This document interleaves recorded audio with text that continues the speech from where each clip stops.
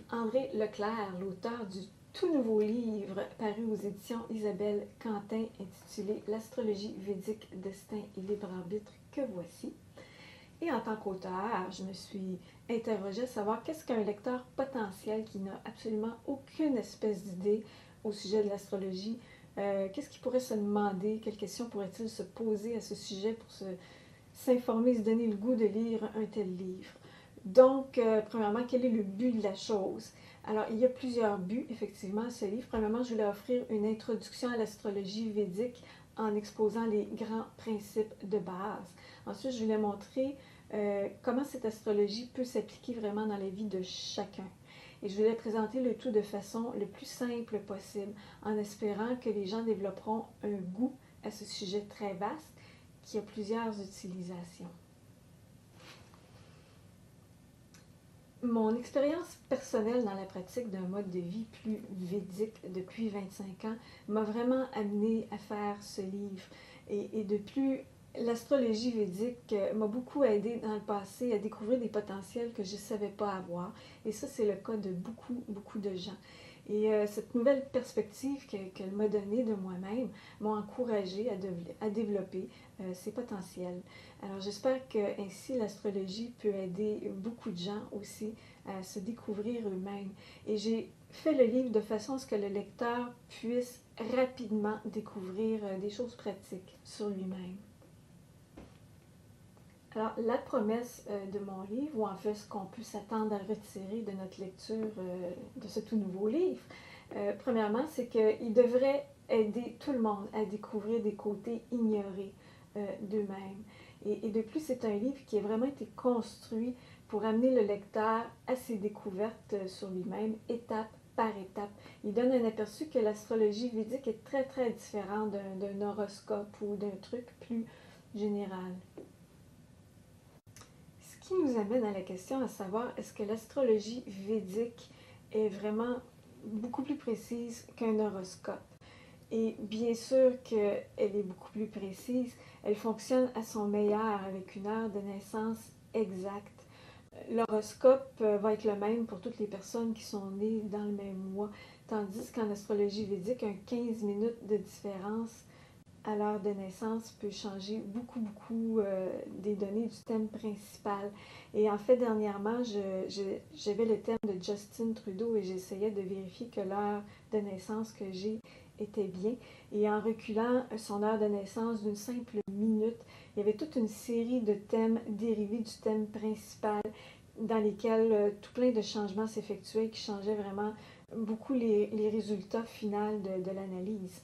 Donc, voilà pour la précision. Et en fait, l'astrologie védique est tout un processus d'introspection et c'est une forme de yoga au même niveau que la méditation, le hatha yoga ou même l'ayurveda. Et elle peut nous apporter une compréhension très profonde de nous-mêmes, ce qui nous amène en fait très loin d'un simple horoscope. En fait, les horoscopes qu'on retrouve dans les journaux sont le plus souvent tirés de l'astrologie occidentale, qui est l'astrologie des Grecs. Et c'est la forme d'astrologie la plus similaire à l'astrologie védique. Elle peut même être très élaborée, mais il lui manque quand même les maillons très importants du karma et de la réincarnation. L'astrologie occidentale, ses calculs en sont basés sur les saisons, tandis qu'en astrologie védique, les calculs sont basés sur les signes du zodiaque tels qu'observés dans le ciel présentement. Alors, en astrologie védique, il existe plusieurs techniques qui n'existent pas dans les autres types d'astrologie. Par exemple, quand on a notre thème principal, on peut prendre chaque signe et le diviser en 9 et les positions des planètes vont se transposer dans un thème qui s'appelle la 9e division. Et cette 9e division est toujours utilisée pour corroborer ce qu'on a vu dans le thème principal.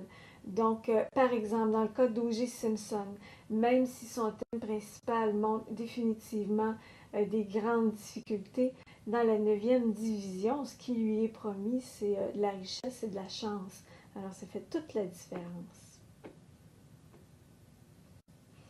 Plusieurs personnes pourraient se poser des questions par rapport à l'astrologie védique, à savoir qu'est-ce que ça peut m'apporter à moi dans ma vie?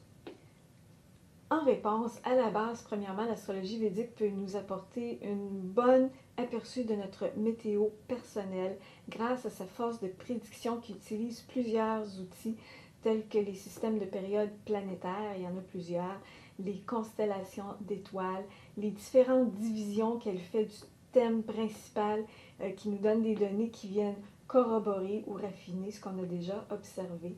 Elle a aussi des myriades de techniques comme les combinaisons planétaires qui forment des yogas et des obstructeurs de toutes sortes, des ascendants dérivés, tout plein d'autres techniques qu'elle utilise. Alors, grâce à cette astrologie védique, on peut obtenir une meilleure connaissance de nous et non seulement en tant qu'êtres qui doivent évoluer dans la matière et qui recherchent une harmonie personnelle, mais aussi les connaissances de notre mental, notre intelligence, notre ego qui est vraiment de la perception qu'on a de nous-mêmes et l'énergie qui fait opérer tout ça et qui font une personne au complet, si vous voulez.